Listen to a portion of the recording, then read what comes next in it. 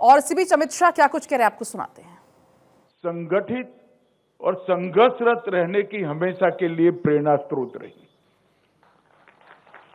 सुषमा जी हम सब भारतीय जनता पार्टी के कार्यकर्ताओं के लिए हमेशा पार्टी की एक बड़ी महान नेता के रूप में चिरस्मरणीय तो रहेगी ही, मगर भारत के संसदीय राजनीति के इतिहास में सुषमा जी एक ऐसी व्यक्ति है जो एनडीए 1, एनडीए 2 दोनों सरकारों में महत्वपूर्ण विभागों की मंत्री रही, परंतु सुषमा जी को विदेश मंत्री या स्वास्थ्य मंत्री के रूप में इतिहास नहीं जानेगा। सुषमा जी को इस देश का लोकतांत्रिक इतिहास एक संघर्ष करने वाली विपक्ष की नेत्री के रूप में हमेशा याद रखें। सुषमा जी ही थी जिन्होंने यूपीए 2 के 12 लाख करोड़ के घपले, घोटाले, भ्रष्टाचार को संसद भवन में तार तार कर एक्सपोज करने का काम किया। विपक्ष का नेता का पद कितना महत्वपूर्ण होता है लोकतंत्र में, इसके जब उदाहरण दिए जाएंगे तब सुषमा जी को जरूर याद करना पड़ेगा। और मैं तो चाहूंगा कि सारे विपक्ष के नेता इनके कामकाज का अध्ययन करें और अपने आप को उस रास्ते पर चलाने का काम करें। सुषमा जी ने इमरजेंसी के बाद से ही भारतीय जनता पार्टी के साथ काम करना शुरू किया। पूरे देश भर में महिला सशक्तिकरण के लिए एक आहलेख जगाई। भारतीय जनता पार्टी के सिद्धांतों, भारतीय जनता पार्टी की नीतियों को लोकप्रिय करने में उनकी एक बड़ी भूमिका रही। और मोदी जी की सरकार में विदेश मंत्री के नाते जनता की तकलीफों को समझने वाला विदेश मंत्री कैसा हो सकता है, इसका एक उत्कृष्ट और जीवंत उदाहरण भी उन्होंने बनाने का काम किया। आज मुझे बड़ा आनंद है कि बांसुरी सांसद है और उसी के मत क्षेत्र के अंदर सुषमा जी के नाम से ये विमेन हॉस्टल का उद्घाटन हो रहा है।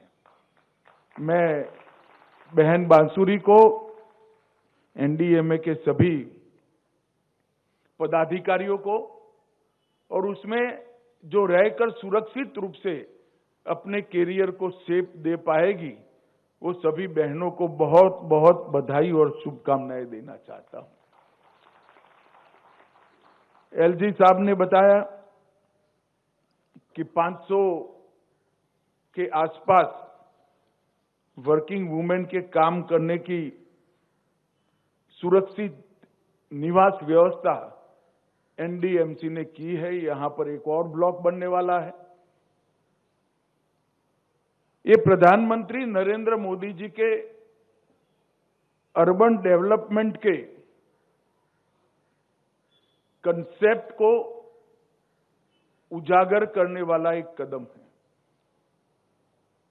सबके लिए सुरक्षा, सबके लिए सम्मान, उनके सम्मान की सुरक्षा और सबको समान अवसर उपलब्ध कराना, इसके लिए इस प्रकार के भवनों का बहुत जरूरियात है। तब इसका यहां लोकार्पण हो रहा है, इसका मुझे बहुत बहुत आनंद है। एनडीएमसी दिल्ली के क्षेत्र में ढेर सारे काम हुए हैं। मैं इसको बहुत लंबे सूची को बताना नहीं चाहता, आप सब जानते ही हो।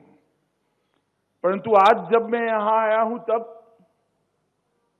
एक बात निश्चित रूप से कहना चाहता हूं कि 2014 में प्रधानमंत्री जी का पद संभालने के बाद नरेंद्र मोदी जी ने इस देश के शहरी विकास को नीतिगत आधार देने का काम किया। ऐसा नहीं है कि मोदी जी के आने के पहले शहरी विकास पर कोई ध्यान नहीं दिया गया। सब सरकारों ने अपने अपनी समझ से अच्छा काम किया था, परंतु जरूरत थी अर्बन डेवलपमेंट को एक नीतिगत ढांचा देने की, नीतिगत आधार देने की।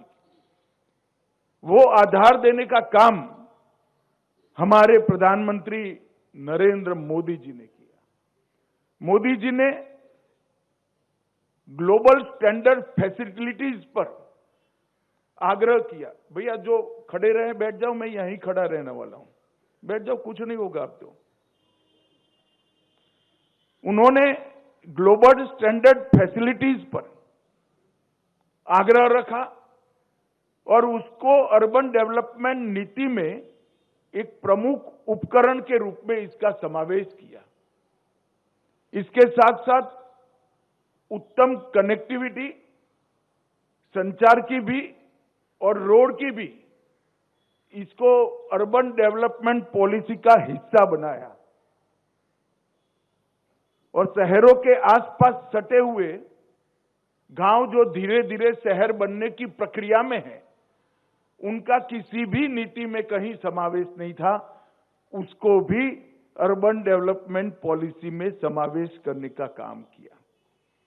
और इसके कारण बनने वाले शहर भी पहले से ही पीने का पानी, गटर, घन कचरे का निकासी, ये सब चीजों से युक्त बनने लगे। और ये अप्रोच से देखते देखते देखते 10 साल के अंदर अपने शहरों का परिदृश्य बदलने लगा। अर्बन डेवलपमेंट में ई गवर्नेंस को मोदी जी ने प्राथमिकता दी। 100 शहरों को चयनित कर स्मार्ट सिटी के रूप में विकसित करने का प्रयास किया और स्मार्ट सिटी के डेवलपमेंट में डेटा ड्रिवन अप्रोच को शामिल करने का काम किया। और डेटा ड्रिवन अप्रोच के कारण शहरों के विकास न केवल सम विकास से हुआ, हर क्षेत्र को विकास की अनुभूति हुई। इतना ही नहीं, विकास को उन्होंने फ्यूचरिस्टिक दृष्टि से एक लंबता और पर्यावरण संरक्षण, ये 2 महत्वपूर्ण बिंदु बने अर्बन डेवलपमेंट पॉलिसी के। और इसके लिए Swachh Bharat Abhiyan, urban waste management policy, green energy, solar rooftop project, कई प्रकार के इनिशिएटिव को यहां पर लिया गया। मैं एक बात पर विशेष ध्यान देना चाहता हूं। आजादी के बाद 75 साल तक रेहड़ी पटरी वालों को हटाने के अलावे प्रशासन कोई काम नहीं। तो गृह मंत्री अमित शाह को आप सुन रहे थे। सुषमा भवन का उद्घाटन अमित शाह ने किया। छात्रावास से कामकाजी महिलाओं को लाभ मिलेगा। सुषमा जी के काम सभी के लिए प्रेरणादायक है। इन बातों का जिक्र करते हुए सुषमा जी ने महिला सशक्तिकरण के लिए अलख जगाई है। देखिए, महिला छात्रावास सुषमा भवन का उद्घाटन गृह मंत्री अमित शाह ने किया और इस दौरान उनकी तरफ से इन तमाम बड़ी बातों का जिक्र किया गया। जो छात्रावास है, इससे कामकाजी महिलाओं को फायदा होगा और किस तरीके से जो काम थे सुषमा जी के वो प्रेरणादायक रहे हैं, इसका जिक्र गृह मंत्री करते हुए।